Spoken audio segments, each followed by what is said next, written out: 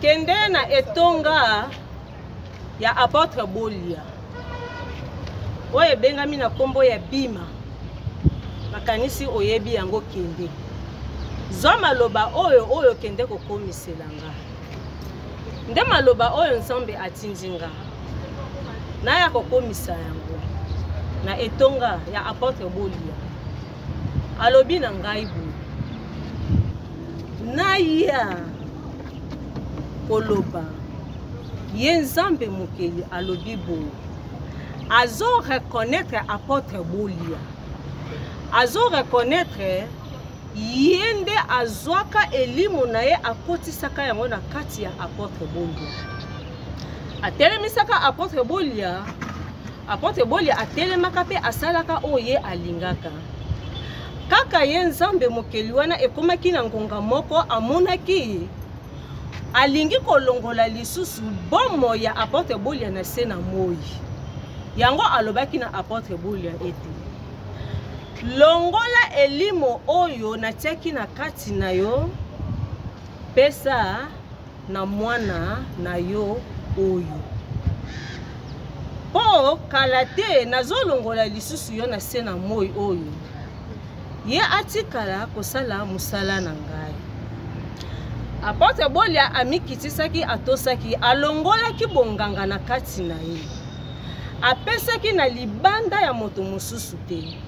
apesaki kaka na oyo Nzambe alakisaki esalemaki bongo lelo oyo apôtre Bolia azali lisusu na bomoi te nde Nzambe alobi boye azomona bonganga oyo apôtre Bolia atikaki yango na maboko ya mwana na ye azomona yango na kati ya kasavubu te yango alobi na ya koloba aza na posa bonganga wana ezonga na kati ya mabele ya kasavubu oyo ebengami siège ya apôtre Bolia oyo ayebi bapesaki ye bonganga te atika bonganga oyo ayebi bapesaki ye bonganga asala bonganga Nzambe mokeli alobi boye azo reconnaître apôtre Bolia aza pauvre azwaka apôtre Bolia na kati na eloko te mutakala kasi ye ntango akotisaki elimu ne na kati ya apôtre Bolia nde eye kosala ke apôtre Bolia akomi mutu monene ayebani na se na moi oyo pe apôtre Bolia akomi na bambongo kasi lelo oyo po bawela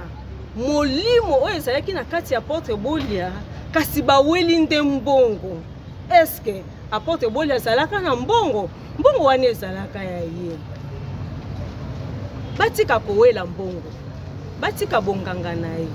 alobi aliza na action moko oyo alingi kosala sikoyo na 2021 bongo action oyo alingi kosala bonganga yango na kati ya oyo batikelaka ye elimu na Nzambe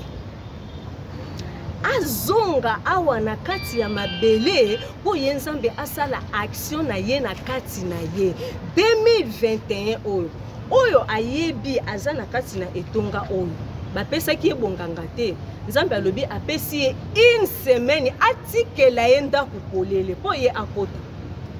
oyo azali komema vision oyo ya kasavubu na miniti oyo soki bapesaki ye bonganga amema soki bapesaki ye bonganga te atika yango alobi apesi ye une semaine atika yango kolo bonganga azonga po alingi asala eloko na kati ne pe eloko o alingi kosala na kati na ye alobi azotambolisa bonganga na balabala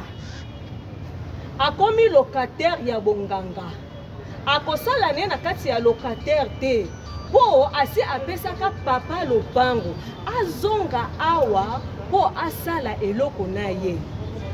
eloko nini alingi kosala na ye Nzambe alobi boye 2021 yango elaka na ye esi ekoki mosakoli Simoki Mbangu